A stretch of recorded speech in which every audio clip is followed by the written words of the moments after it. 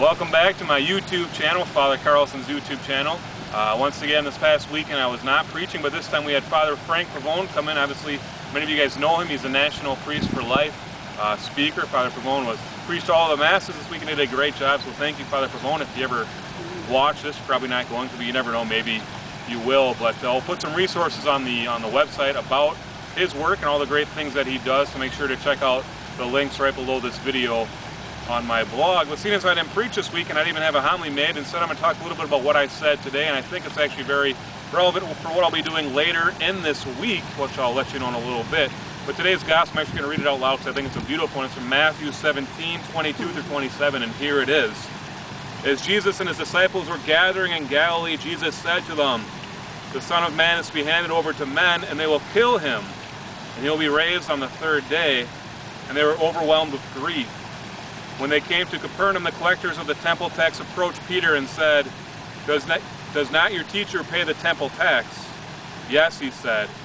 When he came into the house, before he had time to speak, Jesus asked him, "What is your opinion, Simon? From whom do the kings of the earth take tolls or census tax? From their subjects or from foreigners?" When he said, "From foreigners," Jesus said to him, "Then the subjects are exempt. But that we may not offend them, go to the sea, drop in a hook, and take the first fish that comes up. Open its mouth, and you will find a coin worth twice the temple tax. Give that to them for me and for you." This was our gospel today, this Monday morning. And as a matter of fact, as I looked at the gospel, I was kind of perplexed. I've not read this gospel in a very long time, and I got to thinking, what exactly does it mean? You know, we have a fish here with a coin in its belly. We have Jesus talking about a temple tax. We have Jesus talking about death. And yes, many times people think about taxes and death in the same sentence. They think taxes are death. Of course, that's not the case. My dad was a tax accountant, so we cannot make fun of tax accountants. But anyways, we have Jesus here in the beginning of the gospel saying that he's going to die.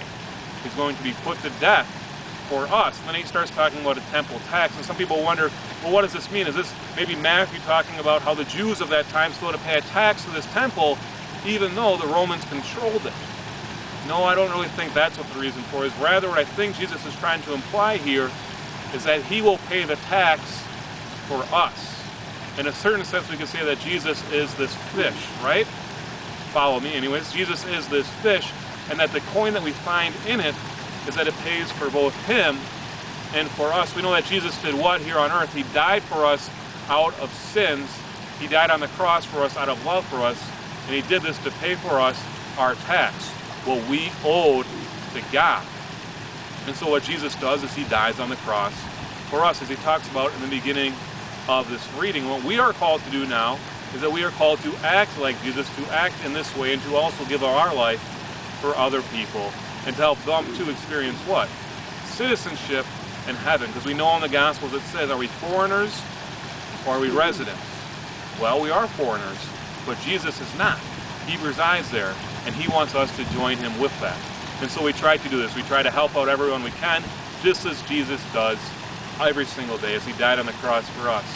Another great reason I'm bringing up this gospel passage is it talks about fish, and how Peter dropped a hook into the sea and caught a fish. And this is actually my hope for the later in this week. My two brothers and I are going to Lake of the Woods, up in Lake of the Woods, Minnesota. We're going to go fishing for 3 days, and our hope is that we actually drop a hook into the sea and catch a walleye or two. So please keep us in your prayers. Pray for safe weather and a safe journey, and hopefully we'll see you again next Monday.